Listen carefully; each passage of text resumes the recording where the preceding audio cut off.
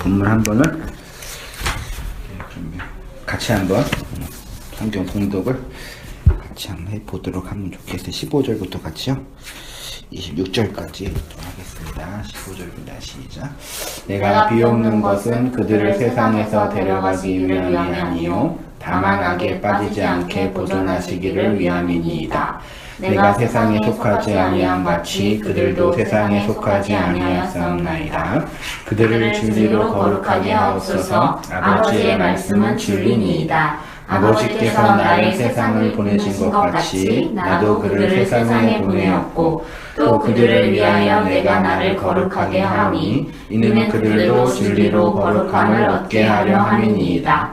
내가 비옵는 것은 이 사람들만 위함이 아니요 또 그들의 말로 말미암아 나를 믿는 사람들도 위함이니 아버지여 아버지께서 내 안에 내가 아버지 안에 있는 것 같이 그들도 다 하나가 되어 우리 안에 있게 하사 세상으로 아버지께서 나를 보내신 것을 믿게 하옵소서. 내게 주신 영광을 내가 그들에게 주었사오니 이는 우리가 하나가 된 것 같이 그들도 하나가 되게 하려 함이니이다. 곧 내가 그들 안에 있고 아버지께서 내 안에 계시어 그들로 온전함을 이루어 하나가 되게 하려 함은 아버지께서 나를 보내신 것과 또 나를 사랑하신 같이 그들도 사랑하신 것을 세상으로 알게 하려 함이로소이다. 아버지여 내게 주신 자도 나 있는 곳에 나와 함께 있어 아버지께서 창세 전부터 나를 사랑하심으로 내게 주신 나의 영광을 그들로 보게 하시기를 원하옵나이다. 의로우신 아버지여 세상이 아버지를 알지 못하여도 나는 아버지를 알았사옵고 그들도 아버지께서 나를 보내신 줄 알았사옵나이다.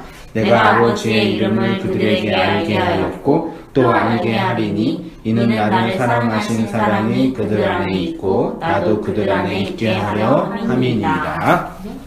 네, 예수님의 기도고요.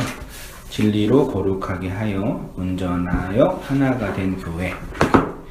요한복음 17장은 이제 예수님의 기도, 겟세마네 동산 그 잡혀가기 직전에 했던 기도니까 애절하고 애잔하고 그러겠죠. 근데 말씀을 이렇게 묵상하고 또 연구하고 강론하고 강해해야 하는 입장에 있는 나의 위치에서 예수님의 기도를 이렇게 뭐라 그럴까요? 분석. 성경을 하나님 우리에게 주실 때 이렇게 분석하고 분해하고 쪼개고, 네, 그런 일이 잘 쪼개진다고. 말씀을 잘 쪼개고, 그렇게 하라고 성경을 주셨을까요?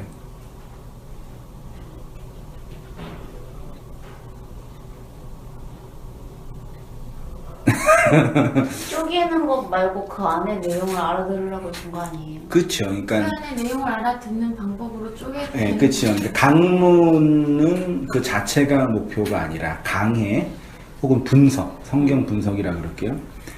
그 자체가 목표가 아니라 그걸 통해서 내용을 이제 바르게 알고, 정확하게, 가능한 정확하게 해석하고, 그걸 분석해서 우리에게 어떤 의미와 내용이 되는지를 이제 알게 하려고 하는 거죠.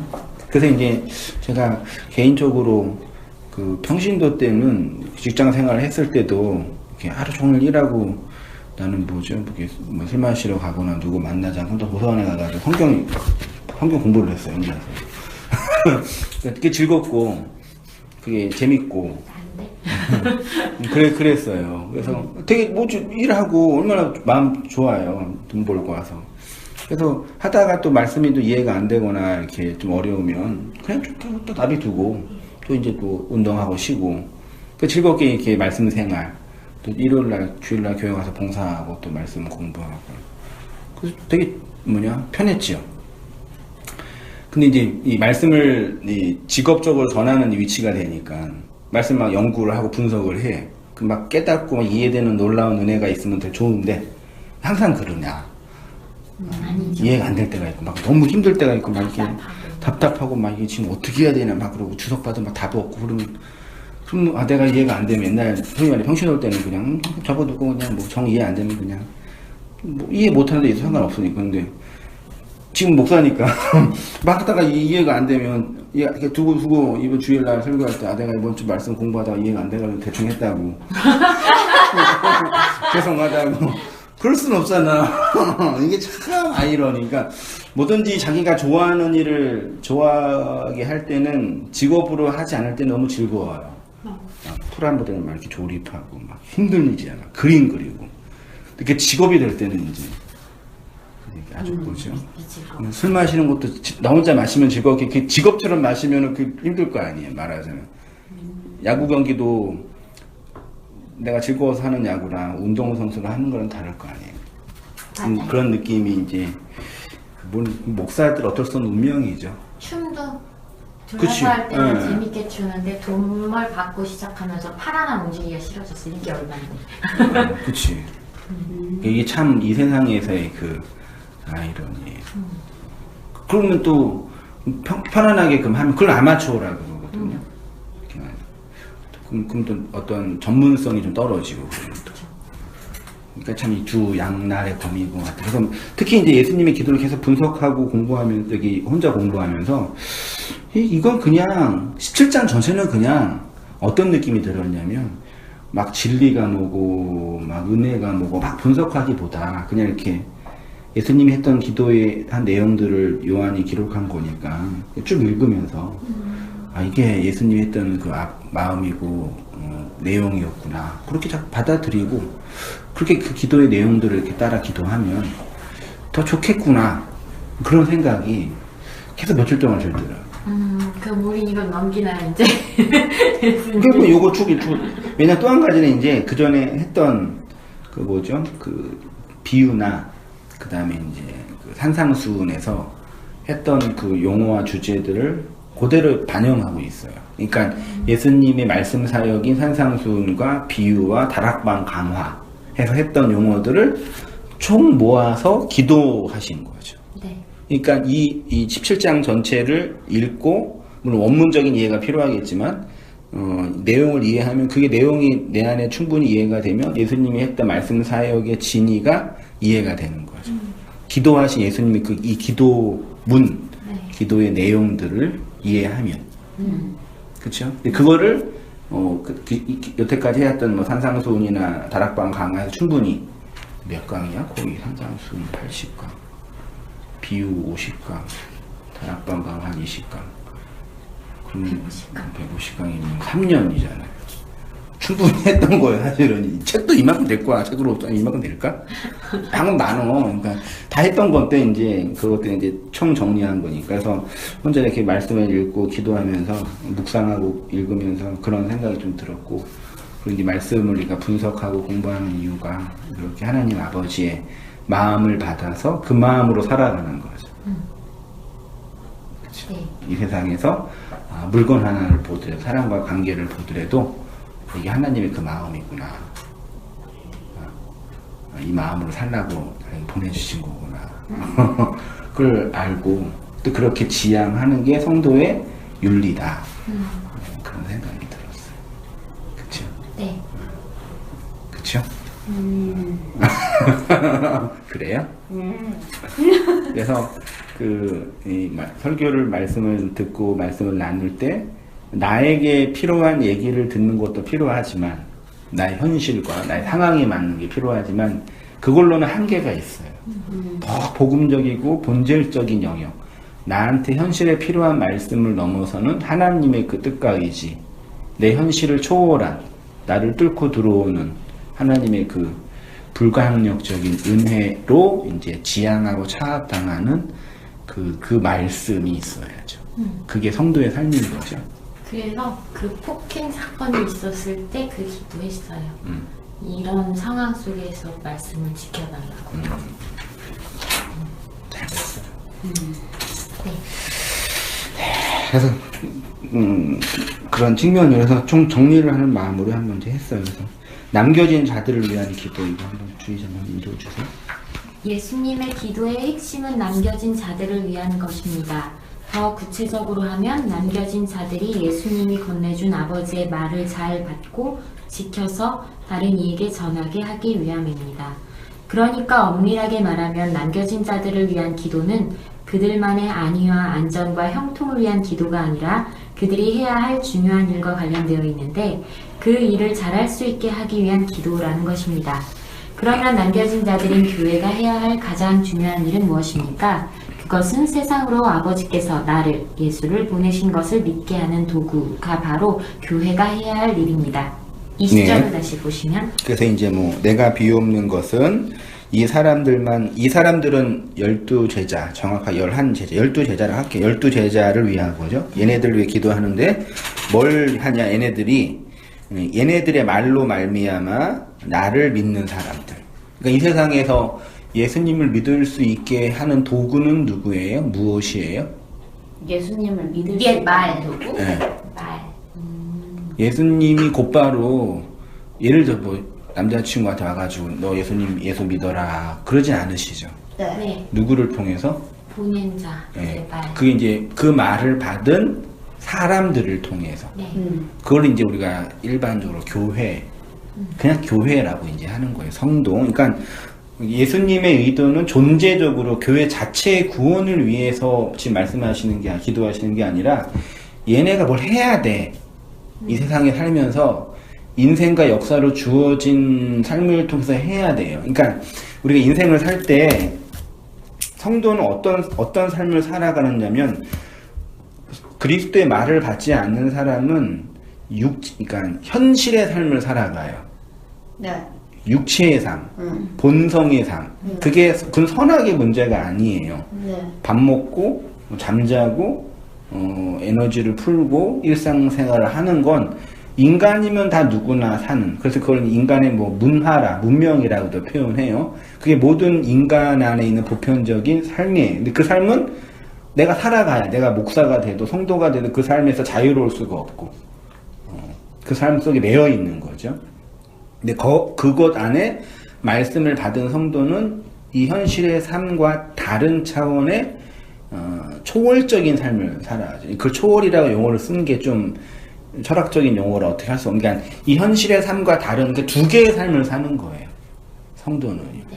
그러면 이 두 개의 삶을 살 때 이 두 개를 어떻게 연관 지으냐라고 할 때 요것과 요거를 분리해 놓아서 각자의로 삶을 살아가는 거를 소위 말해 영지주의라고 표현하고 이건 진리는 진리고 육체는 육체니까 육체가 뭐 썩고 문드러지고 도덕적으로 문제가 있어도 진리와 상관이 없으니까 상관이 없잖아요. 그건 맞잖아요. 그러니까 그렇게 분리해 놓고 사는 거죠. 근데 이게 가능하냐 이 얘기죠. 하루 종일 누구랑 싸우고 막 그런 일이 일어나면 내가 말씀 속에서 진리 속에서 살아가는 게 쉬워요? 어려워요? 상관이 없어요. 어려워요. 영향을 받잖아요. 네. 이건 그러니까 분리될 수가 없는 거예요. 마치 육체와 영혼이 분리될 수 없는 것처럼. 그렇게 말씀하셨잖아요. 우리가 진리를 모르고 말하고 진리로 살고 있지만 우리가 모르고 있는 것뿐이라고. 예. 그걸 아는 거라고. 음. 그렇게 이해하고 있었거든요. 예. 그러니까 육체가 썩고 문드러지는 것 자체가 음. 그 내용의 안에 진리가 들어있는 건데 이걸 따로 분리시키면 상관없다고 하면 안 되는 거 아닌가요? 그렇죠. 근데 이제 그렇게 말하는 부류가 역사 속에서 이제 교리적으로 신학적으로 영지주의라고 이렇게 명칭을 쓴 거예요. 그런 걸 강한 스펙트럼으로 나가면 이제 영지주의적 색깔이 되는 거고. 네. 그게 그냥 한 부분이 되면 그냥 그런 성향이 있는 거죠. 근데 이 묵시 패러다임, 진리 패러다임 안에 있는 사람들의 성향이, 왜냐하면 그동안 우리는 현실 기독교, 현실주의, 그게 이제 율법주의, 기복주의, 그러니까 육체의 삶과 영적인 삶을 이렇게 붙여놓는 거죠. 네. 잘못 붙인 거죠. 그러니까 이걸 합쳐놓는 거 이렇게요. 요거 속에 이제 우리가 길들여져 있고 이런 문맥, 컨텍스트 속에 있었으니까 네. 이게 틀렸다고 하니까 분리해 놓는데 분리해 놓다가 이제 너무 심하게 이제 너무 간 거구나. 그러니까 어쨌든 인류의 역사는 왔다 갔다 그랬어요. 이거는 개인의 역사도 마찬가지예요. 이게 분리해 놓고 요거랑 요거를 이렇게 또 따놓고 요렇게 해놓고 이 차이거든요.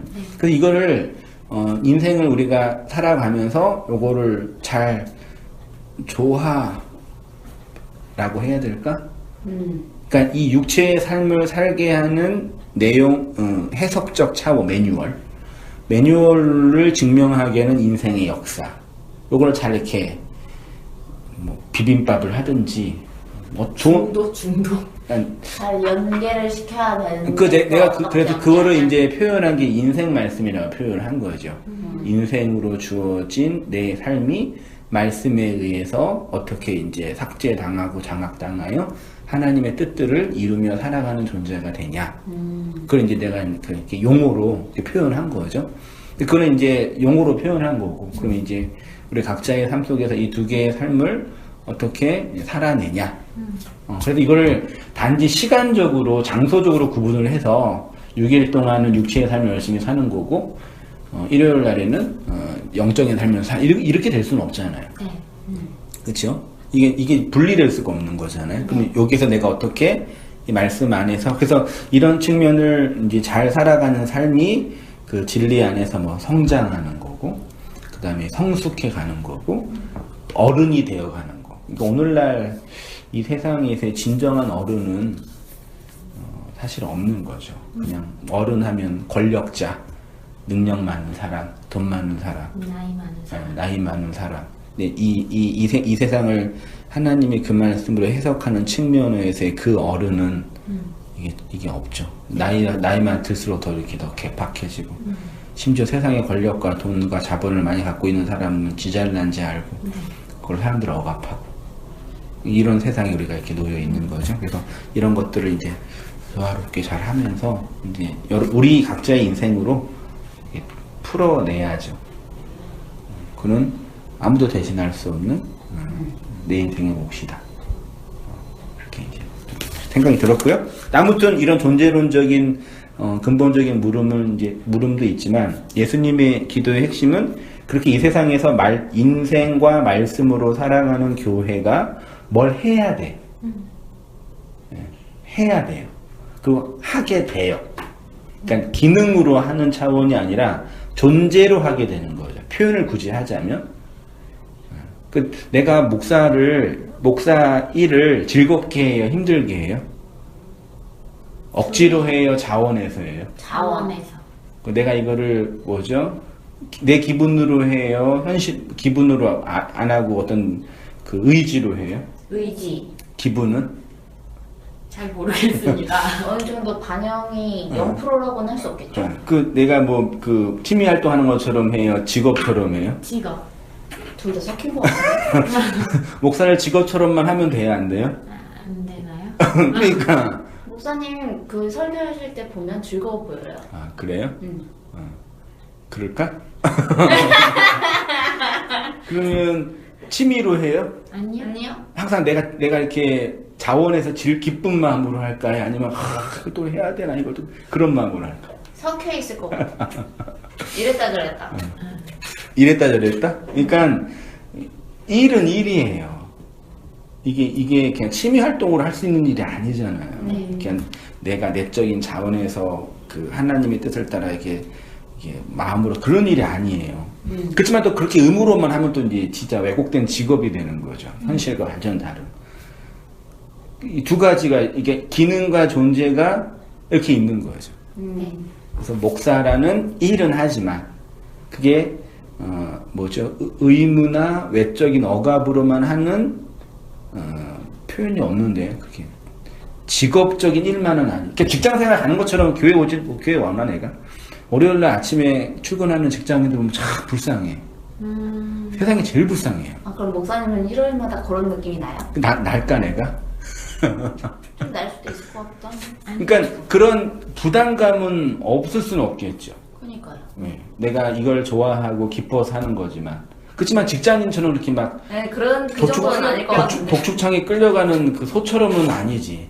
내가 자원해서 한 거니까. 내가 많이 듣는 말이가 이게 봐요. 이렇게 내가 예를 들어서 성도들한테 이런 상담이나 이런 이 심풀이는 못하지만 친구나 혹은 선배 목사한테 목사님 내가 개척을 했는데 너무 힘들어요. 이렇게 막 그래요.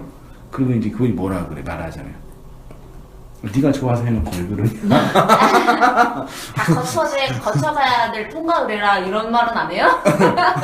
네가 좋아해놓고 해놓고 왜 그 쓸데없는 얘기를 하냐. 그러니까 이게 참 이게 틀린 말은 아니지. 내가 좋고 내 내적인 소명을 따라 한 거지만, 그치만 힘든 건 힘든 거죠. 이 양면성이 항상 인생을 살면서 다 있다는 얘기죠. 그러니까 이게 예수님이 지금 우리에게 요구하는 얘네들이 이 땅에 남아서 뭘 해야 된다는 일은 그냥 세상에서 말하는 직업적인 차원, 의무적인 차원에서 기능적인 일이지만 그 본질은 존재적인 일이란 얘기죠. 이게 성도의 아주 중요한 이 존재론이에요. 목사의 존재론. 그럼 성도로서의 기능은 예를 들면 뭐예요? 그냥 각자 하고 있는 직업을 얘기하는 거예요? 아니면은 말씀을 나누는 걸 얘기하는 거예요? 뭘까요? 그거 얘기할 거예요. 그거 얘기할 거예요. 왜요? 바로 정답 뿅 말해줬으면 좋겠어. 다 그 얘기 하는 거예요. 왜 그래요? 저는 너무 길어. 봐봐, 예수님께서 뭐라 그래요? 세상으로 아버지께서 나를 보내신 것을 믿게 하는 도구. 응. 믿게 하는 도구. 믿음의 도구. 이 인생을 살아가는 것 자체가 믿게 하는 도구로서 있는 거구나. 그렇죠. 교회는. 그러네.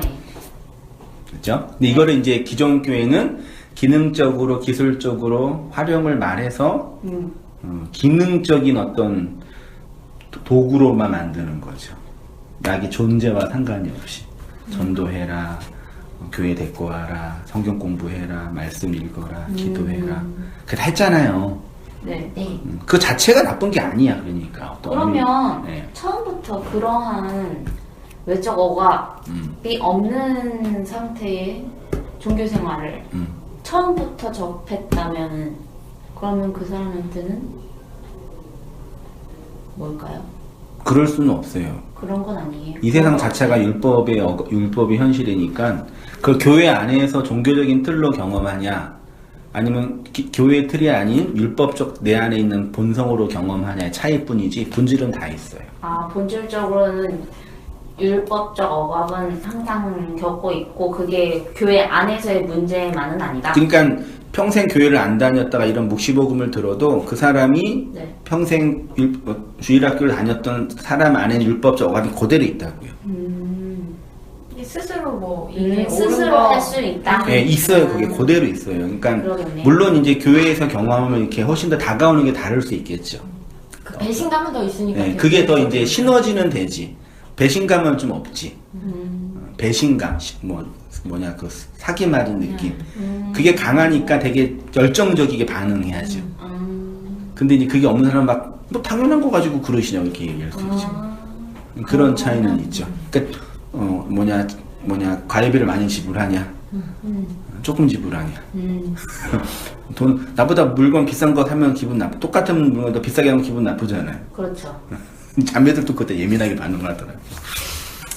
결론은 그거예요. 그럼 그게 뭐냐? 그거 얘기를 하면 되죠. 자, 예수님이 기도하는 이유는 20절이 말하는 것처럼 이 사람들만 위함이 아니요 그들의 말로 말미암아 나를 믿는 사람들도 위함이다. 그 말로 예수를 믿을 수 있는 방법 21절에 있는데 뭐냐면 하나가 되는 거, 그 다음에 거룩하게 되는 거, 그 다음에 온전하게 되는 거. 거룩하게 됨, 하나가 됨, 온전하게 됨. 그러니까 믿음의 도구로 살아가는 교회의 존재론적인 기능은 거룩하게 돼야 돼요. 거룩하게 만드신대요. 온전하게 돼야 돼요. 온전하게 된대요. 하나가 돼야 돼요. 이건 예수님이 너 이렇게 해 라는 명령도 되고 내가 그렇게 너를 만들 거야 라는 하나님의 의지도. 항상 명령은 두 가지가 있는 거예요. 무조건 너 이거 해, 너 안 하면 너 죽어. 이거 하나님 아니에요. 이렇게 해 라고 명령했다는 얘기는 내가 그렇게 하도록 너를 이끌 거야 라는 하나님의 의지가 담겨져 있는 거예요. 되게 중요한 그 해석적 틀이에요. 이 세 가지를 통해서 교회로 말미암아 그렇지 않는 사람들이 예수님을 믿게 하는 도구가 되는 거예요.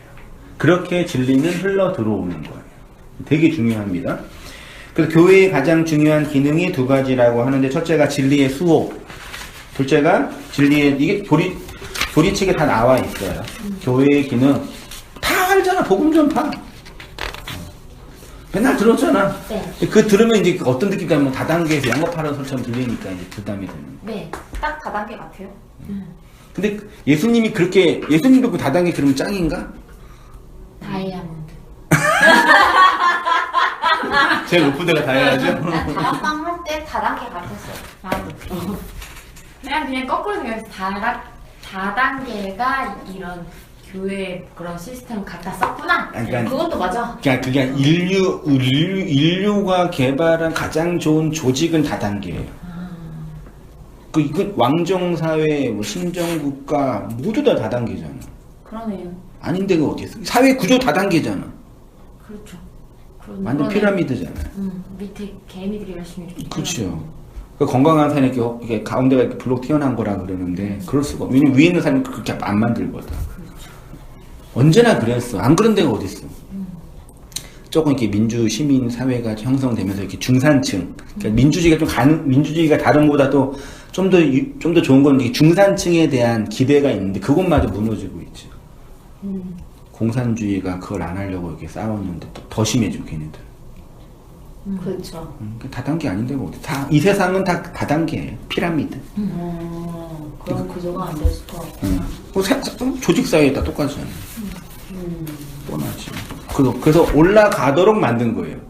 거기에서 자유를 어떻게 하면 되냐면 올라가야 할 의지가 없으면 돼. 그럼 자유로. 올라가야 할 의지가 완벽하게 없을 수는 없어요.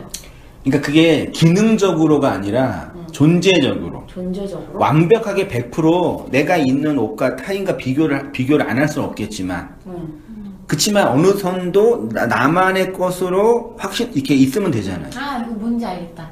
우리나라 사람들은 중산층 하면은 뭐 집 있고 차 있고 이렇게 네. 재산으로 분류하는데 네. 미국 사람들은 어떤 자기 가치관이 있고 네. 뭐 자신의 취미생활이 있고 그래요? 이렇게 분류를 하니까 그 사람들이 좀 더 우리나라보다 행복감이 높은 거죠. 그렇죠. 집단주의 사회에서 다른 사람들의 가치를 더 중시하냐 아니면 내 가치를 더 그렇죠. 중시하냐. 그러니까 너는 너로 살고 나는 나로 사는 거예요. 너가 이렇게 예쁘게 옷을 입는 건 너의 인생이고 나는 내가 좋은 걸 입는 거지. 네. 근데 사람들이 옷을 입을 때 내가 좋은 걸 입는 게 아니라 다른 사람이 어떻게 보냐로 입잖아요. 물론 완벽하게 분리할 수는 없겠지만 좀 더 내가 좋은 걸 입는 게 좀 편한 거죠. 그렇죠. 맞아요. 그래서 그 성공한 사람들이나 이런 사람들을 보면은요, 난 스티브 잡스가 되게 그 시대적인 인물이라 생각이 드는 게 뭐냐면 항상 똑같은 옷만 입었잖아. 네. 그게 일부러 그런 건 아니었을 거야. 원래부터 그랬을 거야. 진짜 손에 목사님처럼. 네, 그러니까 옷 나도 좀 바꿔 입어. 좀 바꿔 입어. 집사람 입으라고 줘 이렇게 지겹다고 이렇게 주는데 그만 좀 입으라고 내가 그러는데 그 사람은 내가 생각하는 이 어떤 이 내면의 어떤 일이 많이 있으니까 외부에서 이렇게 보여지는 옷이 중요하지. 그러니까 스티브 잡스하면 딱 그거 생각나지는 그 옷이 까만 옷 모폴라. 그게 브랜드가 돼버린 거잖아요. 네. 메이커가 돼버리고. 그러니까 완전히 이 현실을 초월한 신의 영역에 도달한 사람이죠.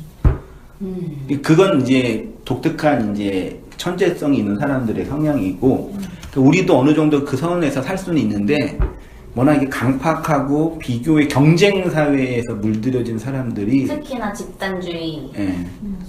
등수로 만들어진 사람들이 끊임없이 여기에서 싸우는 거예요. 저 나시 입고 갔다가 네. 전서 과장님 싹 다 제 얘기했어요. 나시 입고 출근했다고. 그래요? 요즘도 그래? 장난 아니에요. 우리 공무원 세력이 좀 되게 보수적이긴 하지. 장난 아니에요. 미니스커트도 안 돼 그러면? 미니스커트는 어느 정도 허용되는 분위기인데 미니스커트나 이거는 요즘에는 치마가 많이 짧아졌잖아요. 보통 사람들이 입는 근데 거. 미국도 짧아도 없는데? 그러니까 완전 딱 달라붙어서 이만큼 팬티 볼랑말랑 그건 절대 안 되죠. 그쵸. 허벅지 중간까지는 허용이 되는 분위기. 허벅지 중간까지. 근데 또 제가 더우니까 네. 나시에다가 거기다 짧은 걸 입으면 더 너무 튈 것 같아서 엄청 긴 바지는 치마는 긴 거 입고 치마를 입었어요. 그리고 나시 입고 출근을 했는데 나시를 입고 출근을 했다. 대박. 교육도 더 심하네. 다른 과 과장님들이 다 제 얘기를 했다는 거예요. 유니폼 달라 그래. 과장님하고 면담했어요.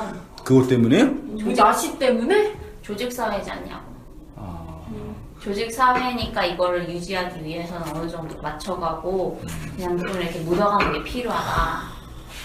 그런 건 공무원 노조에서 뭐 안건 안에서 막 투쟁 안 해요? 그걸 일단 튀면 안 돼요. 투쟁을 하면 튀는 거죠. 그쵸. 조직 사회니까. 우리 무슨 시위 같은 거 공무원 연맹 뭐 비슷한 노동조합 이런 비슷한 게 있어요. 그거 시위하는 날에 고문 돌려요. 그날 연가 쓰지 말라고. 아무 짓도 하지 말라고. 그건 이제 위에 있는 그 리더 그룹들이 이제 장악하려. 아무튼 연가는 근데, 뭐 했는지 보고하라. 근데 그게 뭐냐 그 참 날씨 새롭네. 요즘 교회에서도 안 그러는데. 장난 아니에요. 그러니까 제일 이렇게 조직적으로 제일 이렇게 보수적인 데가 군대, 공무원, 선생, 교회. 교회. 요즘 교회는 좀 영업을 잘하려고 많이 좀 개선되고 있고. 그래도 지금 어른들이 우리- 많이 나는 어른들인데. 우리 교회는 안 그래도 또 뒷얘기를 하죠. 네. 뒷담 많이 까죠. 그때가 이제 되게 심하죠. 공무원도 심할 것 같아요. 다 죽여버리고 싶어. 아, 그냥 유니폼 입고 가서 일해. 일을 하면 되잖아요. 예. 그랬고요. 예. 진리 수어, 예. 진리 전파. 진리로 거룩하게 하옵소서요. 여기 있네. 그래서 이제 진리로 거룩이라는 게 뭐냐?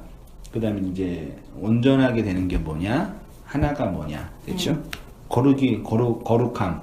거룩이 뭐예요? 나시티 아니고 교회 오는 거? 거룩한 자매.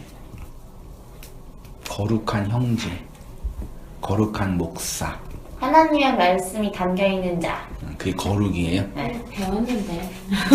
난 배운 적이 없어. 일반적인 거룩의 개념. 일반적인 거룩의 개념? 깨끗하고 깨끗함이 다 있더라고. 정결하고 깨끗함이라는 얘기는 도덕성인가요? 도덕성도 내면이 깨끗하면 겉에 나오는 것도 깨끗하다고 네. 생각하는 게 좀 있으니까 겉모습도 깔끔하고 정갈해야 하고 깔끔하고 정갈한 건 이렇게 단정한 외모, 네. 단정한 옷 그거죠? 네. 마음도 정결해야 되고 뭐 이런 거. 그렇죠. 이제 그런 이게 거룩이라는 개념이 우리가 사회 보편적으로 이해하는 개념과 네. 교회에서 일반적으로 들었던 용어의 개념, 그냥 복해서 거룩함, 우리가 관용적으로 사용하고 있는 거룩함이 약간 관용적 이해가 오히려 본질적 이해를 이해 못하게 만들어요. 편견이라 그러죠. 자기 편견을 이렇게 보는 거죠. 그러니까 결국 이제 예레미야가 싸웠던 본질은 편견의 싸움이죠. 구원의 문제, 구원, 천국, 하나님 나라. 내가 지금은 아니지만 그 뭐라 그럴까요? 기존 교회 되게 보수적인 권사님 장로님들 그런 분들한테 여쭤봤죠. 천국의 주인은 누구예요? 하나님. 지옥의 주인은 누구예요? 사탄. 그런 분들이 계셔요. 그런 줄 알았었어요. 그렇죠. 그러니까 그게 누가 가르쳐 준 건 아니잖아. 맥체. 그치, 그러니까 이게 막 지옥의 주인은 사탄이야 이렇게 명제로 얘기한 게 아니라 이게 어떤 틀에 움직여 거대한 이게 힘에 의해서 영향을 받는 거잖아. 맥체를 통해서 그렇게 배웠어요. 그쵸. 문화적으로 만화도 그러니까. 그게 이제 사회의 통념과 우리의 본성 속에 자연 속에 매여 있는 게 너무 많은 거죠. 그게. 결국 그거랑 싸우는 거예요. 타임. 화장실 다녀오겠습니다. 네. 그럼 나 파인애플 주스로 가자. 잠시 쉬겠습니다. 진도는 금방 이거 사회적 통념과 싸우는 거다. 그래서 이제 거룩이라는 단어를 보니까요. 네. 사전적 정리를 보면 헬라어 스트롱 코드 사전이라는 게 있어요. 네. 제가 원문 사전이나 이걸로 보거든요. 그 헬라어 사전에는 1번부터 562번, 5624번까지 별로 많이 있는 건 아니죠. 성경에 있는 헬라어니까요. 네. 우리 영어도 뭐 토플 잘하려면 뭐 2만 개 이상 뭐 하라 그러는데 얼마 안 되는데 이게 37번부터 42번까지가 하기오스, 하기아조, 거룩과 관련된 그죠? 하기아조, 하기아스모스, 하기온 이건 성소, 지성소, 구별된 장소, 하기오스 많이 들어봤죠? 기저귀로 아주 잠이 들은 하기스. 하기스 여기서 나온 거예요. 오. 하기스. 깨끗한, 거룩한, 하기오테스, 하기오 이렇게 2번까지가 있어요. 이렇게 성경에 기록된 성경의 거룩과 관련된 단어가 많이 있는데 본문에 진리로 거룩하게 하옵소서가 37번 하기아조래요. 이 하기아조가 구약으로 가니까 카다시래요. 요 카다시는 성별, 구별, 거룩, 봉헌하다, 신께 드려진, 신께 바쳐진, 이게 이제 카다시, 그 거룩, 재물. 네, 드려진 존재. 그 구약에서 특별히 구별된 사람을 지칭할 때 레위인, 네. 제사장, 더욱 구별된 사람들을 나실인이라는 거죠. 그래서 나실인은 막 결혼도 못하고 머리도 다 머리를 밀면 안 되고 맞아. 뭐 먹으면 안 되고 네. 구별된. 네. 그래서 신에게 드려진 특별한 존재. 이건 이제 고대 시대부터 있었던 어떤 종교적 제의의 영향이겠죠. 고대 시대에 있었던 성경도 고대로 사용한 거예요.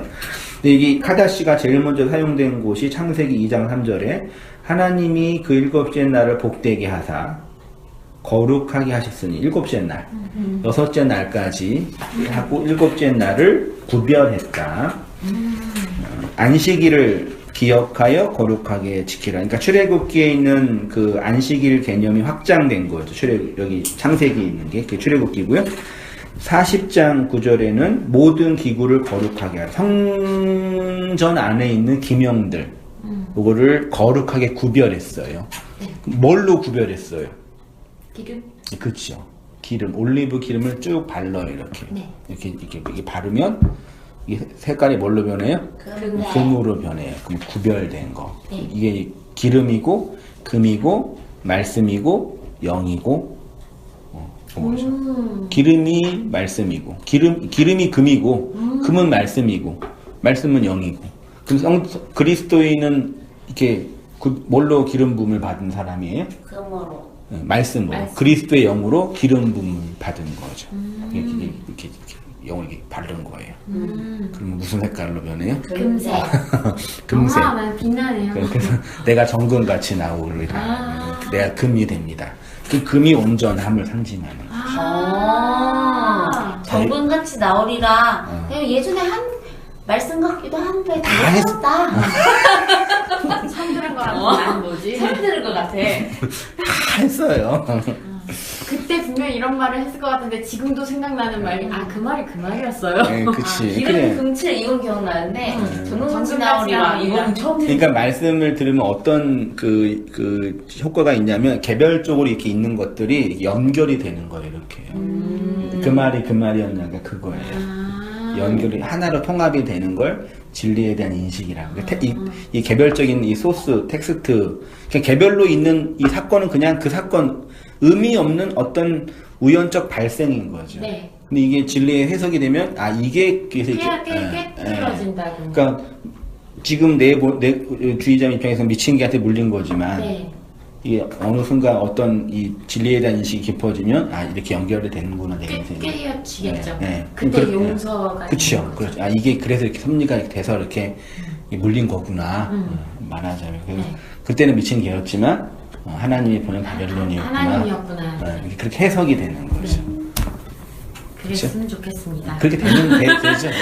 근데 그렇게 근데 좀 헷갈리는 게 있어요. 네. 이렇게 미친이한테 물린 거는 범죄에 피해를 입은 거고 근데 그걸 하나님하고 연관을 시키는 건 잘못된 거라고 했었잖아요. 그렇죠. 근데 무조건 그렇게 하는 건 나쁜 안 되는 거죠.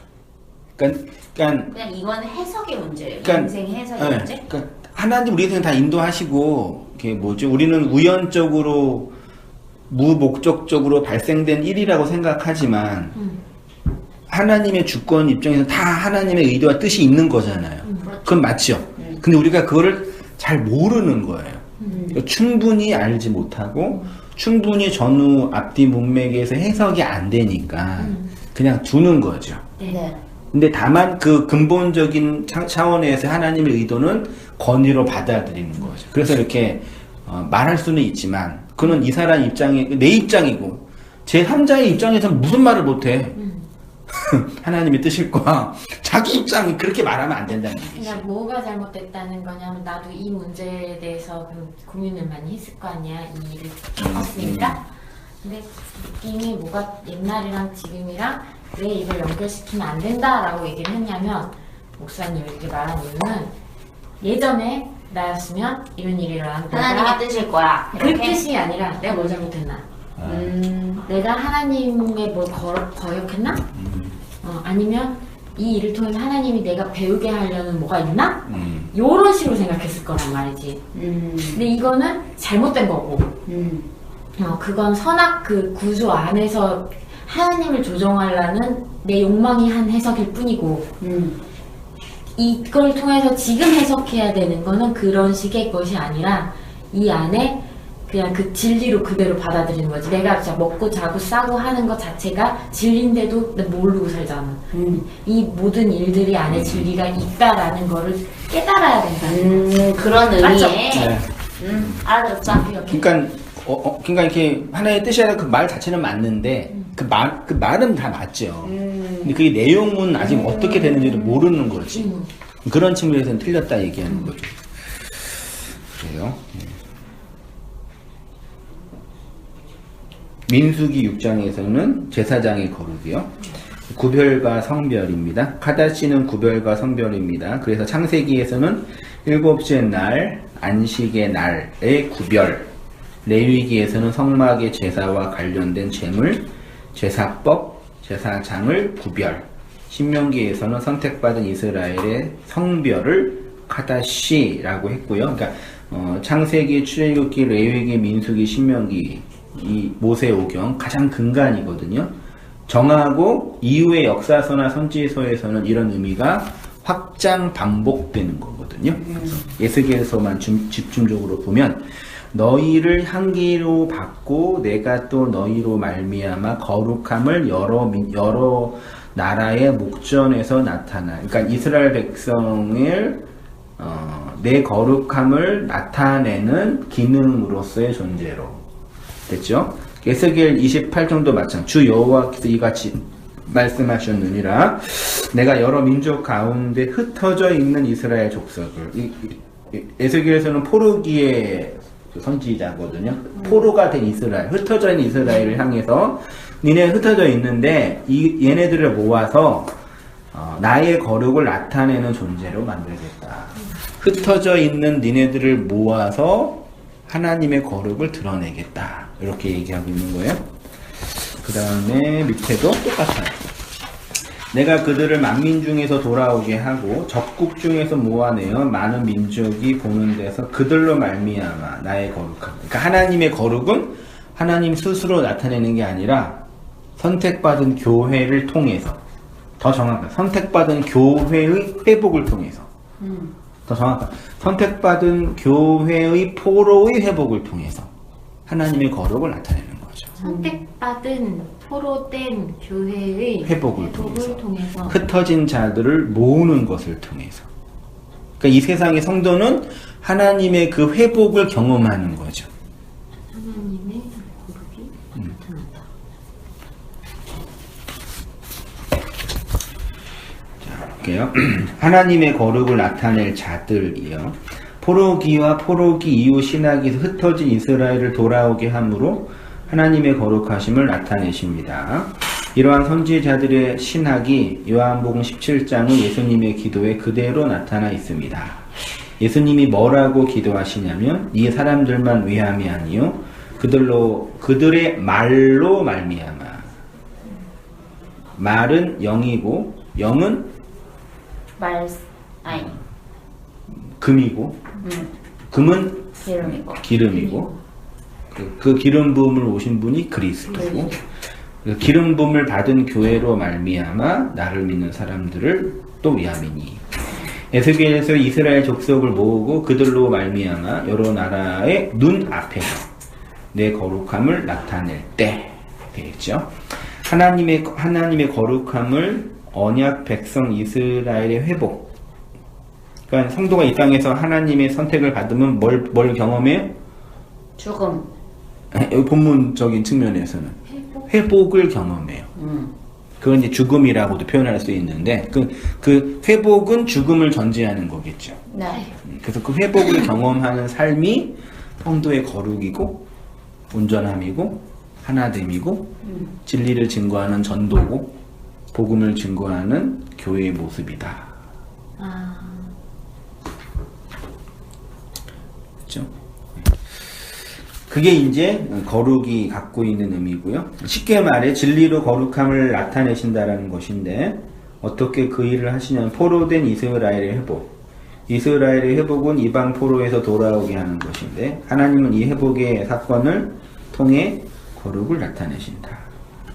정말 아이러니가 뭐냐면 포로를 누가 만들었어요? 하나님이요. 하나님이 포로를 만드시고 하나님이 회복하시는 그 역사적 사건을 통해 하나님의 거룩이 드러난다. 하나님이 죽이고 하나님이 살린다. 이스라엘이 바벨론의 포로로 잡혔다가 풀려나게 하는 걸 통해서 하나님이 드러나는. 근데 그게 우리 인생 속에 그대로 반복되고 드러나잖아요. 너의 인생은 네 멋대로 살 수 있는 게 아니라 다 내 손아귀에 있어. 라는 건가요? 넓게 보면은 가장 넓게 그게 보면 하나님의 거룩인가요? 그 네. 말씀이 와닿아서 하나님이 하나님이라는 거를 계속 가르쳐 주시는 거. 그렇죠. 그 일들 일련의 과정을 통해서.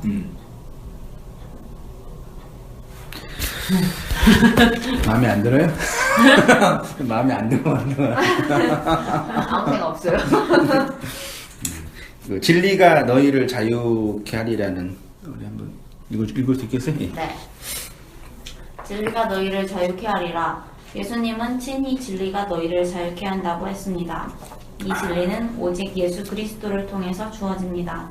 또한 예배는 진리로 하는 것이고 새 요한은 이 진리를 증언한 선지자입니다. 유대인들이 예수님을 죽이려 한 이유도 진리를 말하셨기 때문입니다. 율법 아래 있는 유대인들을 향해서 예수님은 마귀에 속한 자이고 살인자들이라고 하셨습니다. 왜냐하면 그들에겐 진리가 없기 때문입니다. 그 말은 곧 그들이 비진리라는 것입니다. 네, 진리가 우리를 자유케 한다는 것과 포로로 잡혀간 이스라엘이 돌아오는 것은 같은 내용입니다. 포로가 돌아오는 것이 하나님의 거룩함을 나타내는 것이고 아버지의 거룩한 말이 우리를 자유케 하는 것입니다. 결국 회복하는 거죠. 자유로운 자가 되는 거죠. 억압에 의해서 움직여지는 노예가 아니라 자유에 의해서 움직여지는 아들을 되게 하는 거죠. 그게 하나님의 거룩을 나타내는 하나님의 중요한 일인 거죠. 예수님이 그 일을 위해서 기도를 하시는 거. 그러니까 노예냐 아들이냐 이 문제죠. 억압이냐 자유냐 율법이냐 진리냐 외부에서 들려오는 율법이냐 내면에서 흘러나오는 생명이냐. 껍데기. 그렇죠. 요거죠. 그럼 하나님 우리를 얼마나 그 진리와 은혜로 이끄시겠냐고요. 이 땅에서 우리가 이 다툼과 욕망에 끌려다니는 노예일 수밖에 없는데 그것에서 자유롭게 하는 거. 나는 애들이 다 커가지고 좀 옛날보다는 덜하는데 지금도 애들이 막 지네끼리 싸우고 막 다퉈요. 근데 싸우는 게 너무 유치해요. 네, 한 대 때렸다고 막 지도 때리고 나한테 했다고 욕하고 비난하고. 난 왜 한 대 때리는데 넌 두 대 때려. 화장실에 목욕할 때 거품 많이 가져갔다고 엄마한테 이러는 거. 그게 아이들의 현실이잖아요. 근데 그때 엄마 아빠가 잘 안 해주면 특히 상처로 남아요. 어떻게 잘해줘야 되는데요? 누가 잘해주는 거예요? 아무튼 나 모르고. 그 지하철 타고 오는데 유모차에 있는 영아랑 서 있는 아기가 있어. 근데 나도 탈래. 그 서 있는 아기가 이렇게 엄마 카드 갖고 보고 있으니까 유모차에 있는 아기가 그게 부러워가지고 달라고 그러는 거야. 근데 거의 막 자지러지게 우는 거야. 그래서 어떻게 애가 우니까 뺏어 주는 거지. 그럼 그 아기가 자기 뺏겼으니까 울어. 우는 거지. 왜 그러노? 그러니까 이게 옆에서 딱 보니까 진짜 아무것도 아니잖아. 네. 물론 그 애네들은 우주적인 다툼인 거고 네. 삶과 죽음의 문제고 예를 들면. 근데 내 입장에서는 뭐 그러잖아. 근데 우리가 이 땅에서 지금 이렇게 아둥바둥 거리고 막 그 뭐 돈 없고 뭐 이거 없더니 막 그러는 건 아이들의 그 문제예요. 그 맞죠? 논리적으로. 하나님이 보기에요. 하나님도 마찬가지고 나중에 어른이 돼서 볼 때도 마찬가지예요. 그러니까 지금은 아둥바둥할 문제예요. 근데 나중에 내가 성장하고 보면은 별거 아닌 이야기. 그렇게 큰 문제 아니야.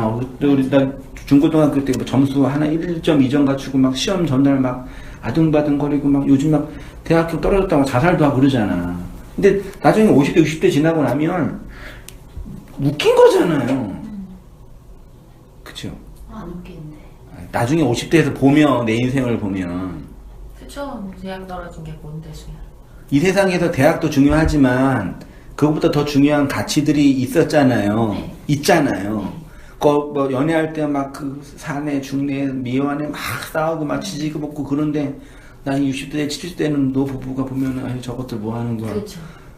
그런다 말이에요. 그렇게 돼요.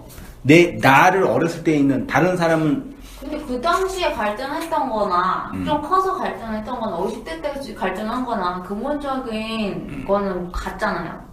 자기가 바라는 욕망이 그걸 채우기 위해서 그렇게 노력한 거고 그게 안 되니까 절망하는 건데. 그쵸.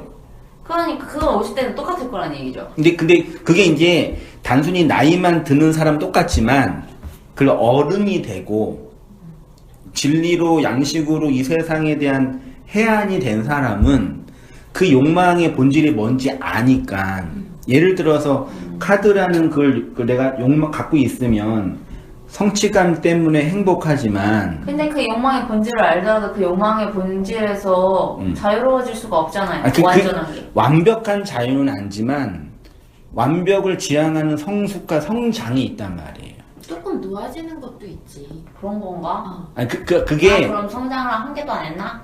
그게 이제 나는 뭐 잘 모르겠죠. 내가 말하고 싶은 게 나도 안 됐어. 너만 안 한 거 아니야? 말하고 싶은 게 뭐냐면 이 두 가지의 삶을 사는데 뭔 소리든 이해했어요. 그쵸? 이 삶을 이 진리로 해석을 하면 이것에서 완벽한 자유는 죽음 이후에는 가능하지만 여기에 도달하는 과정에서의 이전보다 나은 성숙이 있단 말이죠. 그쵸. 내가 그 얘기는 어렸을 때 싸운 거는 유치하다 그게 아니라 다른 차원을 볼 수 있으니까 그게 어른이 그게 어른이 돼가는 거예요. 성숙해가고 성장해가고. 그러니까 복음이 그리스도가 우리에게 주고자 하는 메시지는 그거거든요. 이 땅에서 얼마 동안 살게 할지도 모르고 어떤 삶을 또 살지는 모르겠고 내가 기대하는 삶이 있지만 그 삶대로 살 수도 있고 그 삶보다 더 좋은 삶을 살 수도 있고 혹은 못 살 수도 있어요. 그거는 가봐야 아는 문제니까. 근데 그런 모든 각자에게 주어진 삶에 있어서 이 삶을 해석하는 내용에 의해서 요것들을 설명해 가는 성도의 성숙. 그게 성도의 거룩이라는 거죠. 그게 자유로운 아들이 되는 거. 그게 복음이 오늘날 이 역사 속에 있는 인생들에게 줄 수 있는 가장 좋은 내용인 거예요. 요거를 분리해서 난 자유로워. 나는 이제 더 이상 요거랑 상관없이 할 수 있어. 그것도 아니고 그런 사람은 없고 그렇다고 또 요거 내어가지고 두 개를 합쳐가지고 또 복 안 받으면 나는 저주 받은 거니까 미치고 완전 그것도 아니고. 그래서 제가 그 그림을 지난주에 그렸나? 지난주에? 교집합이요? 네, 그렸잖아요. 네. 그래서 신앙의 출발점이 있어요.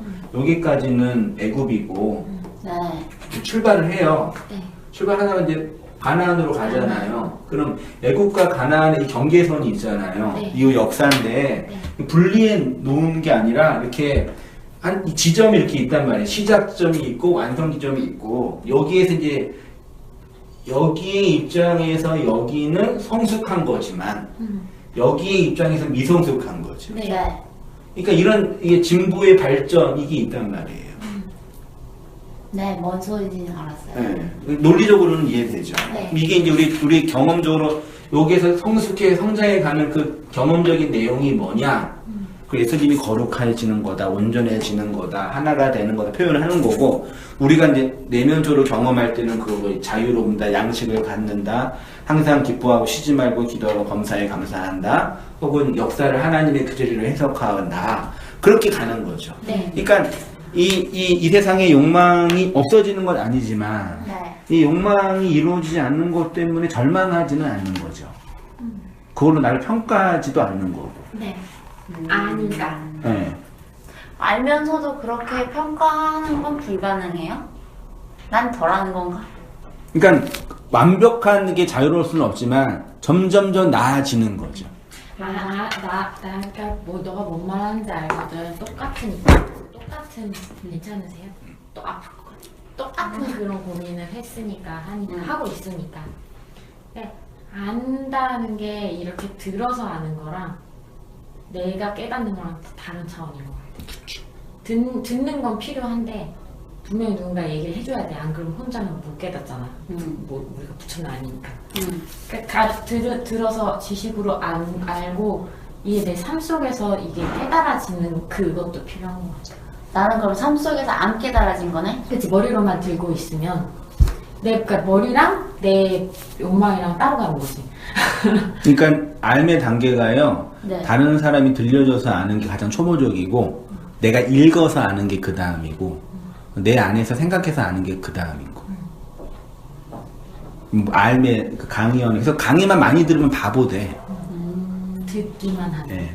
많이 들으면은 내가 생각을 해야 되고 내가 직접 텍스트를 보고, 그걸 읽고, 묵상하고, 반론하고, 변론하고, 토론하면서 이렇게 막 성숙한다? 그렇게 해야지. 그게 우리 인생에서 경험되는 내용인 거죠.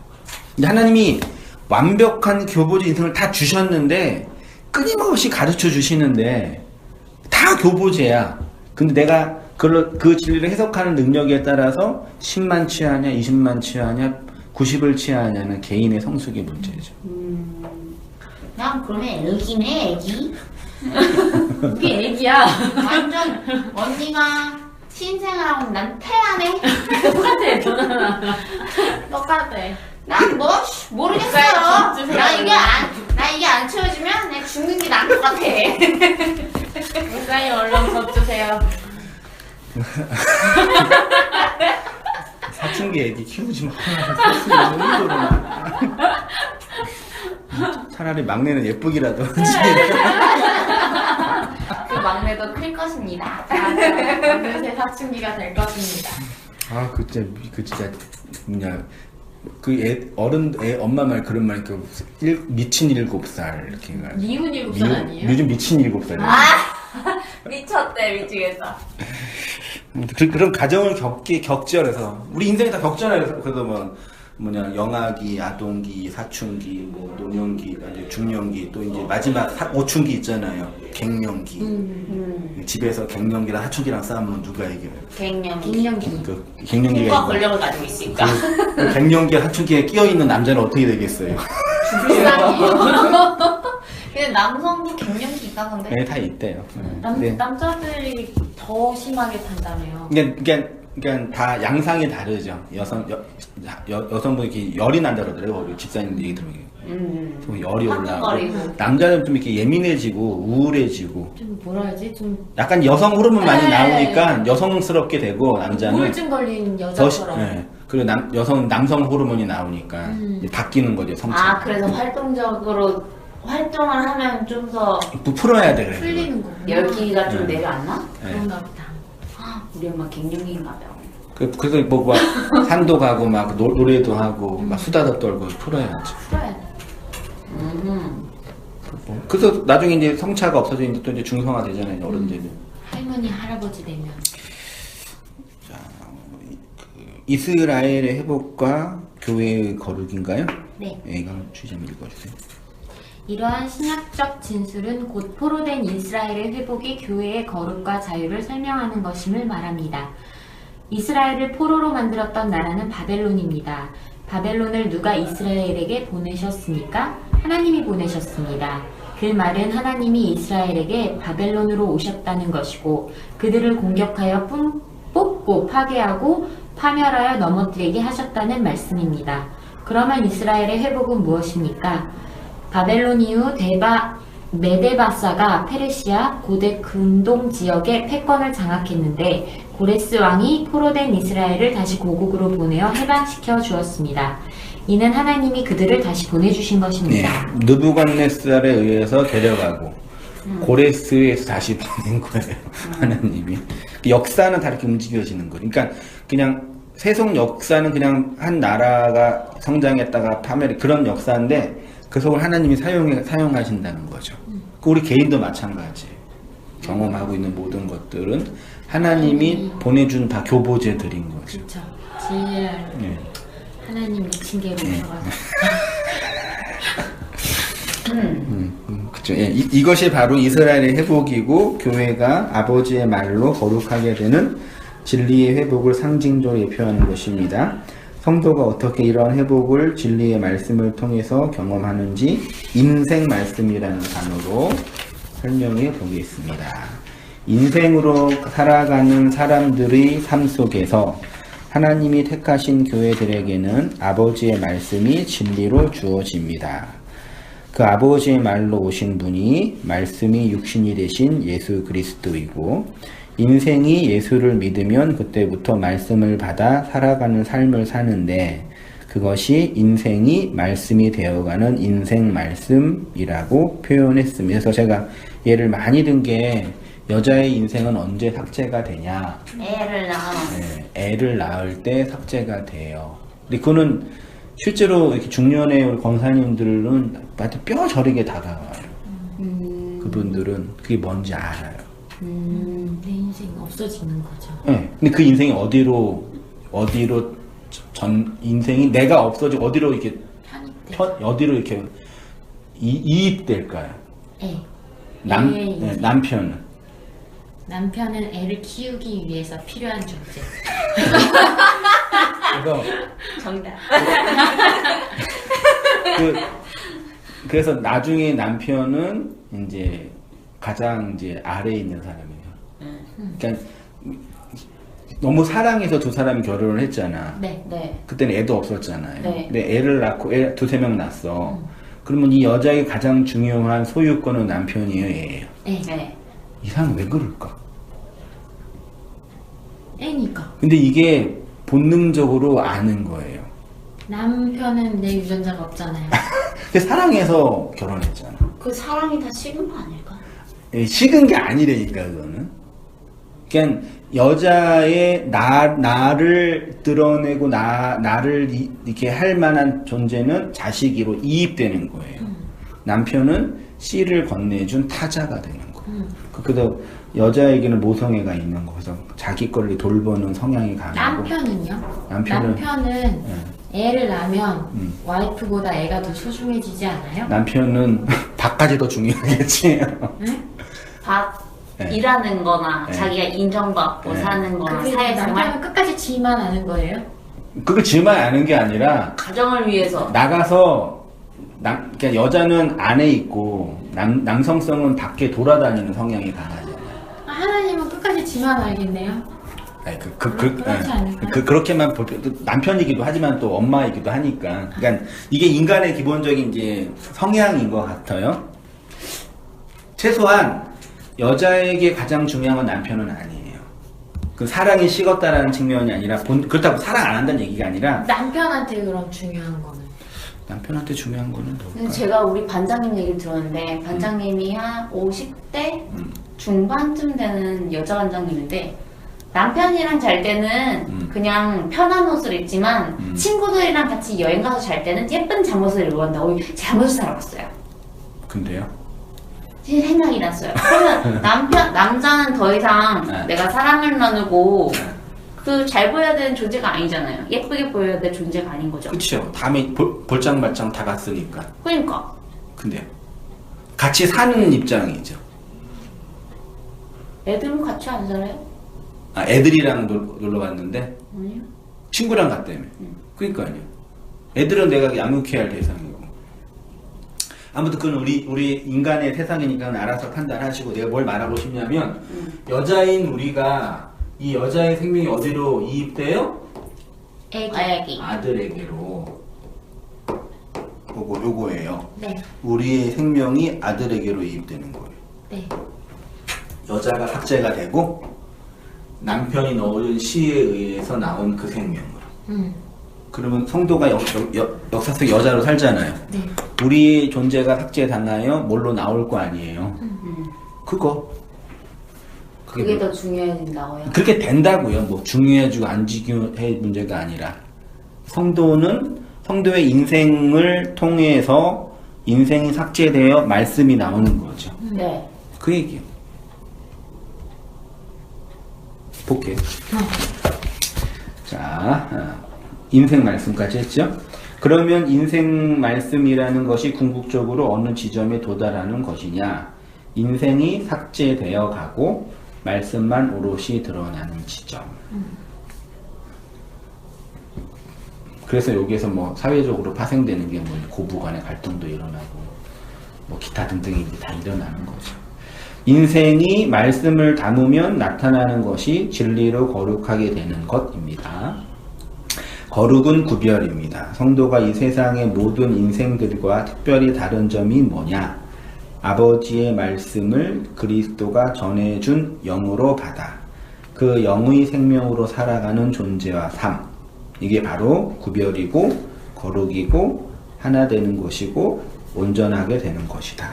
그러면 구체적으로 어떻게 우리가 거룩하게 되냐?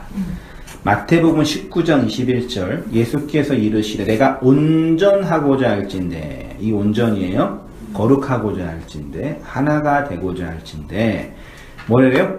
가서 내 소유를 팔아 가난한 자들에게 주라. 그리하면 하늘에서 보화가 내게 있으리라. 그리고 와서 나를 따르라. 요거 같은 같은 내용인 누가복음 12장에는요. 너의 소유를 팔아 구제하여 낡아지지 아니하는 뭘 만들래요? 배낭.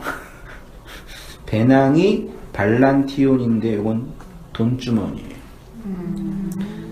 인생을 팔아서 하나님이 우리에게 소유로 준 건 인생이에요. 그렇죠? 내 인생. 네. 인생을 팔아서 뭘 사야 돼요? 말씀. 아니, 본문에서 돈주머니. 팔아서 뭘 사라고 했어요? 네. 아, 배낭. 예. 돈주머니를. 지갑. 예. 돈. 그걸로 뭐 해요? 가난한 자. 구제. 그럼 구제할 양식을 내 인생을 통해서 만들어내는 거네요. 네. 돈주머니. 양식을 만들어내는 그게 아들이고 말씀이죠. 그럼 내 인생을 통해서 온전한 성도, 거룩한 성도, 하나된 성도는 그 인생을 통해서 나오는 양식이 있네. 가난한 자가 먹을 수 있는 양식. 푸토코스한 자가 먹을 수 있는 양식. 가난한 자. 인생을 통해 만들어지는 그 말씀과 진리, 자기가 깨달은 그 말씀, 그 내용. 그렇죠. 그걸로 가장 먼저 구제할 사람이 누구겠어요? 나죠. 나도 먹고 살아야죠. 우리 먹고 살아야 되잖아요. 네. 입에 풀칠하고 살아야 되잖아요. 그렇죠. 그래서 말씀을 찾는 거고 구하는 거죠. 세상에서 육체적으로 먹고 살기 위해서 돈 버는 것처럼 똑같잖아요. 똑같은 삶을 살고 있잖아요. 네. 근데 그렇게 살면서 그게 의미가 뭔지를 알면 직장 생활을 하면서 구원받을 수 있는 거예요. 논리적으로 말하면. 근데 우리가 그걸 가르쳐주는 교사가 없고 그리스도의 영이 없으니까 그냥 거기에서 의미 없이 내용을 모른 채 그게 노예로 살아가는 사람이에요. 노예는 하는데 그게 뭔지 모르고 하는 사람이에요. 내용이 없는 사람. 근데 아들은 하는데 뭔지 알고 살아요. 사장님은 일을 시키는데 뭔지 알고 시키지. 네. 직원은 아무것도 모르고 시키는 데만. 그 사장과 직원의 차이가 그거라니까. 근데 성도는 내가 하는데 이게 뭔지 알고 하는 거예요. 그러니까 그 양식이 된다. 근데 다 뭔지 모르고 하잖아요. 네가 하는 이유는 이거야라고 내 경험에서 내 양식에서 말아주는 걸 구제한다라고 하는 거죠. 그걸 예수님이 얘네들이 그 일을 잘 할 수 있도록 주님 도와주세요. 그게 이제 내일도 하겠지만 제자에서 이제 뭐가 돼요? 아들. 아들보다 좀 정확하면 사도가 되는 거죠. 제자는 구약에서 말씀을 열심히 배우는 직원이고, 사도는 전하는. 말씀을 전하는 사장이 되는 거죠. 어린아이고 어른이 되고. 프토코스한 자에서 예. 나눠주는 디도미 하는 자가 예, 되는 예. 거예요. 그게 그리스도가 이 땅에서 하는 일이죠. 이게 명쾌하게 벌써 내가 얘기해놓고. 그럼 우리 인생에서 그렇게 이루어지고 있는데, 그러면 내가 어느 선까지 아냐가 이제 중요한 내 경험에서 관건이죠. 그쵸. 그럼 이제 삶의 문제에서 삶의 인식이 어느 선까지 되냐? 죽는 만큼 된다. 죽는 만큼. 죽어지는 삶의 만큼. 인식은 죽는 만큼 된다. 그러니까 죽기 싫은 사람은 알기 싫은 거죠. 그쵸. 그 알기 싫으니까 모르게 되는 거죠. 그 무지가 악이 되는 거죠. 그래서. 이 죽은 어느 정도는 조금 죽긴 했는데 그러니까 죽는데 난 왜 뭐 모르겠지. 이거지. 죽는데 제대로 안 죽은 거죠. 제대로 안 죽었다고요? 그치요?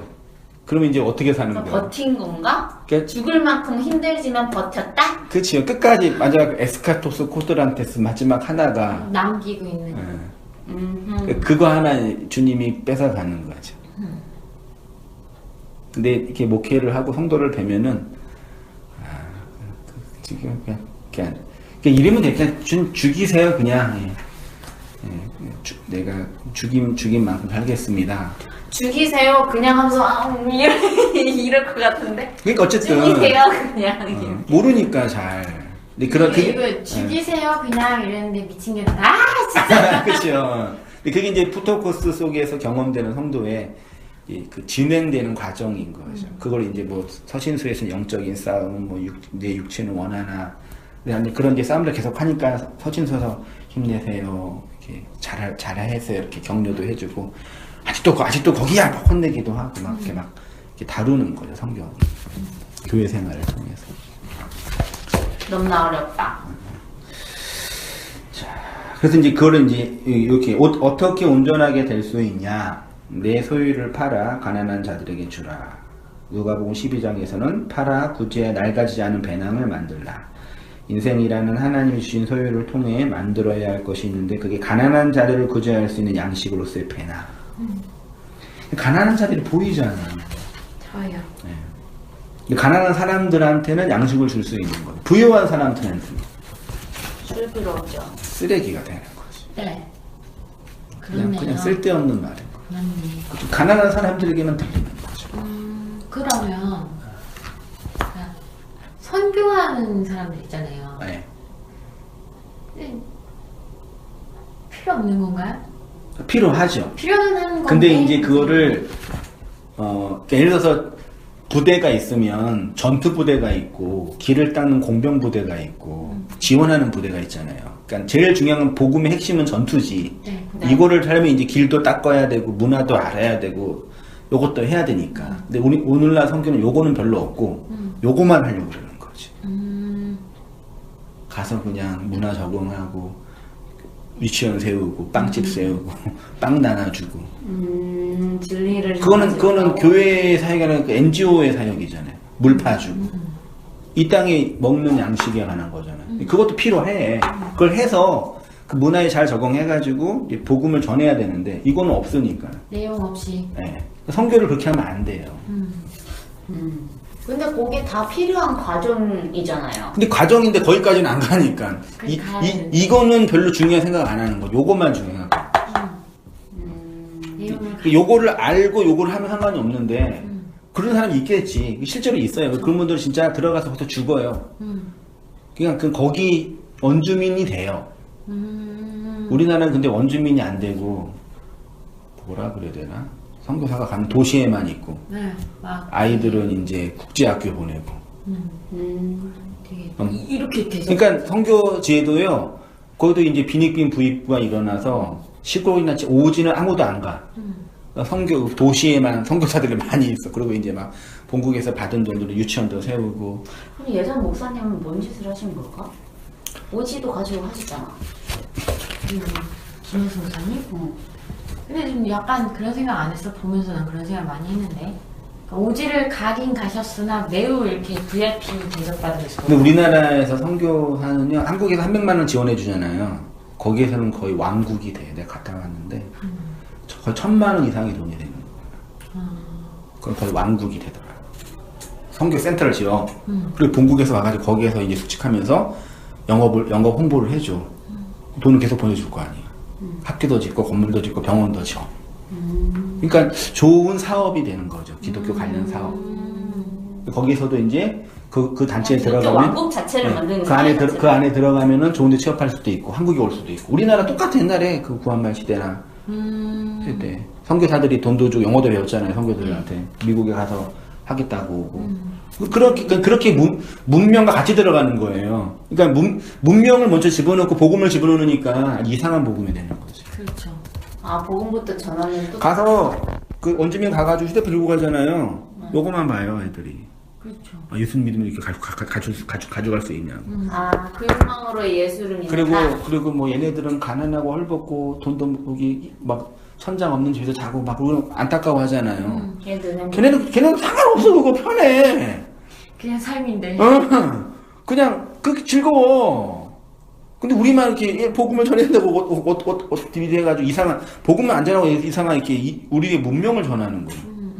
그러면 그 과정이 진짜 필요할 수도 있네요. 왜냐면 보세요. 부유한 자들인 거잖아요. 예. 우리가 볼 때는 가난한 자들이지만 그들 자체로는 우리를 인식하기 전에는 자기네들은 부유한 자들이잖아요. 그렇죠. 우리가 감으로 해서 가난한 자가 되는 거잖아요. 근데 그렇게 되면 되죠. 부유함과 네. 가난함을 아는 건 아닌 것 같아요.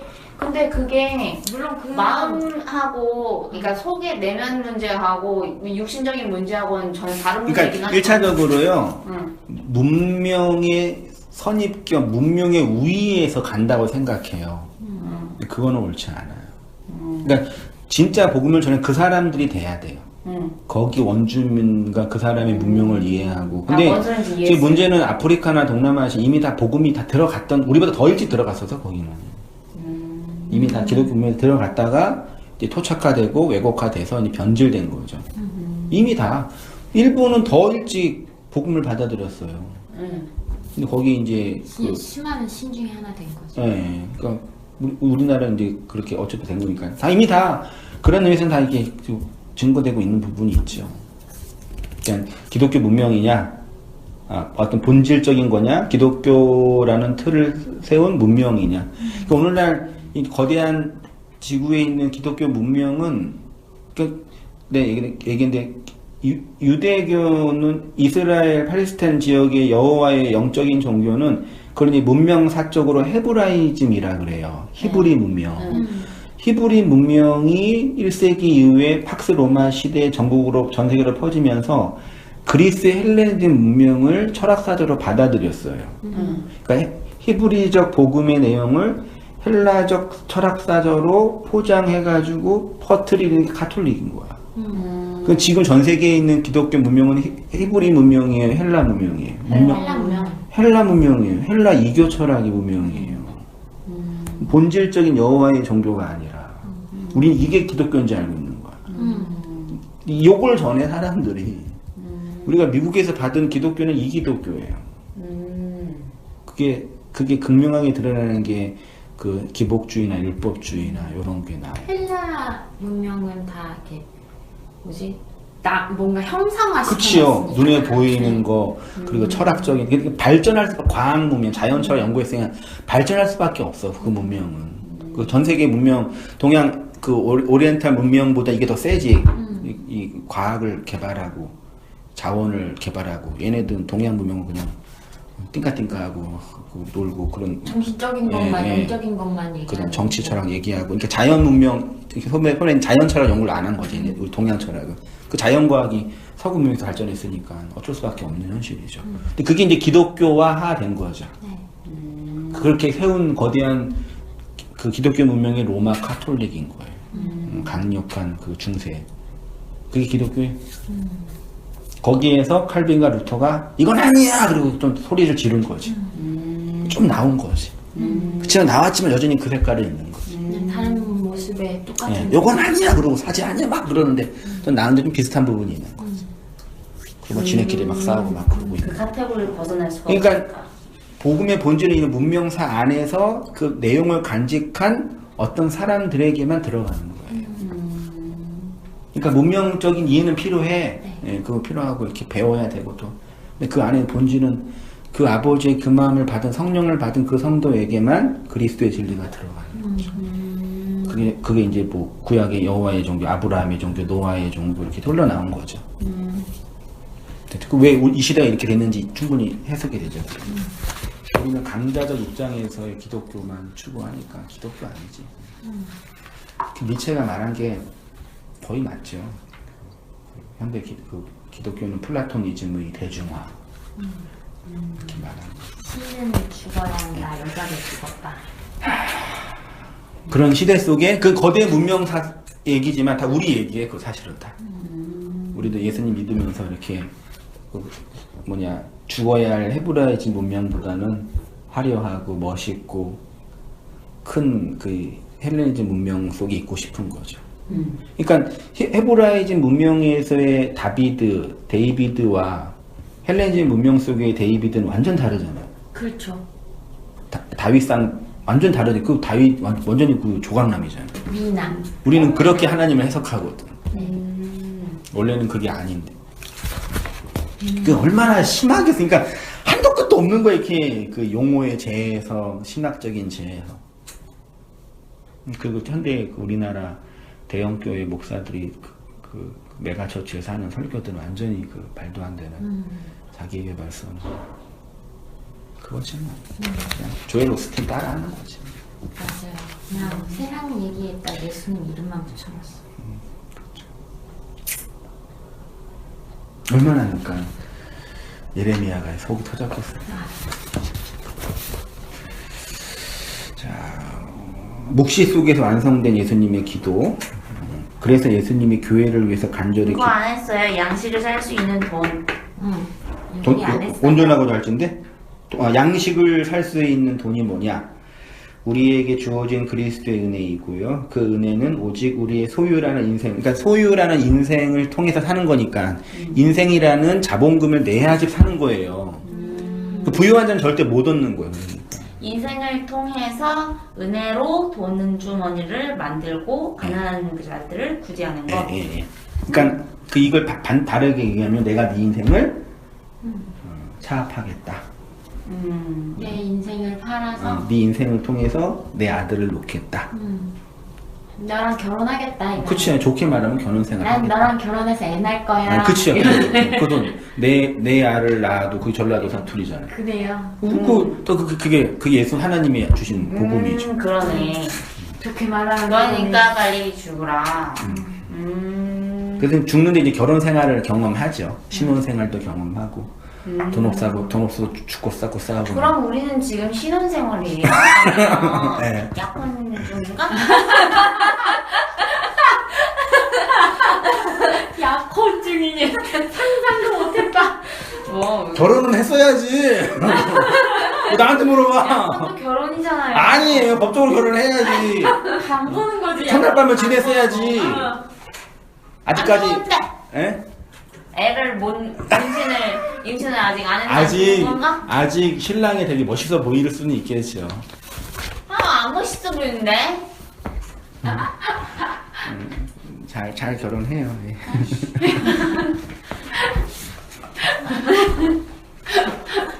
종종 제가 한동안 말씀이랑 좀 떨어져 살았잖아요. 네. 내가 사람 잘 만나? 이 생각을 좀 많이 했어요. 그래요. 그럴 수밖에 없어요. 말씀하고 떨어져서 멸망 상태에 계속 있다 보니. 그래서 예수님이 기도하신 건 그렇게 하겠다는 얘기죠. 네. 그리고 그게 된다는 얘기죠. 네. 됐죠? 네. 그 온전함을 이루는 교회예요. 23절에 온전함을 이루어가 텔레이오. 텔레이오는 텔레이오스. 그리고 텔로스예요. 텔로스는 종결 완성 마침이고요. 요게 이제 그 요한복음 13장 1절에 자기 사람들을 사랑하시되 끝까지 사랑한다 했죠. 네. 이 에이스 텔로스 아가파오인데 네. 사랑을 완성시킨다. 내가 너와 결혼해서 내 아를 낳은다. 네. 요 뜻이에요. 막 변하지 않고 끝까지 사랑한다는 그런 얘기가 아니라요. 자, 또한 텔레이오스는 하나님의 온전하심이라고도 할 때 사용됐습니다. 그러니까 온전이란 하나님의 그 사랑과 계획과 의지가 교회 안에서 진리로 완성되어 세상의 양식이 된 성도의 존재의 본질입니다. 많은 사람들이 이것을 도덕, 윤리, 성공, 번영 등으로 이해했는데 인간이 경험하는 모든 것들을 포함하는 것이지만 이러한 것들을 초월한 생명, 용어적 재해석, 항상 기도하고 쉬지 말고 기도하고 범사에 감사하라, 자유로워하라, 이 용어에 대한 또 재해석도 필요한 거죠. 네. 교회는 이렇게 아들을 통해 건네받은 말씀인 진리로 거룩해지고 온전해지고 하나가 되어 하나님의 끝없는 사랑을 양식으로 흘려주는 존재가 되죠. 그러니까 그 양식으로 여러분 자신을 먼저 구제하고 그 양식을 잘 날 사랑해야죠. 존중해주고 배려해주고 그리고 그렇게 살아나면 또 그렇게 푸토코스한 자 나니까 그 사람의 그 푸토코스는 나의 푸토코스니까 흘려주는 거죠. 그렇게 이제 지상 교회가 묵시 속에서 완성된 교회가 현실 속에서 이렇게 고통과 악과 무지와 싸움이 끝없이 일어나는 이 욕망한 세상에서 세워가는 거죠. 그리고 교회가 될 교회들이 다 교회가 돼서 완성되면 이 세상의 빛은 없겠죠. 빛이 없다고요? 어둠이 없으니까. 네, 아니 빛이 될 사람이 올라가서 이렇게 하늘이 되고 하늘이 되면 여기는 이제 어둠인 거잖아요. 네. 그럼 세상의 종말. 그래서 마지막 남는 그 한 사람이 구원받기까지가 이제 이 세상이 필요한 역사죠. 이 세상은 좀 얘 때문에 있는 거죠. 그런데 그러면은 사실상 존재론적으로의 종말인 거지. 그냥 육신적으로 보면 계속 갈 수도 있겠네요. 그거는 아니 물리적으로는 그런 개연성은 있죠. 근데 이제 나의 종말은 우주. 네, 이까지가 내가 살아있는 이유겠네요. 그렇죠. 그러네. 내가 세상이니까. 그 완성이 되면 이제 보통 종말하면 지구 종말 뭐 이런 거 하잖아요. 그거를 얘기한 거였어요. 그거 있을 수도 있죠. 있을 수도 있으나 모르는 일이라.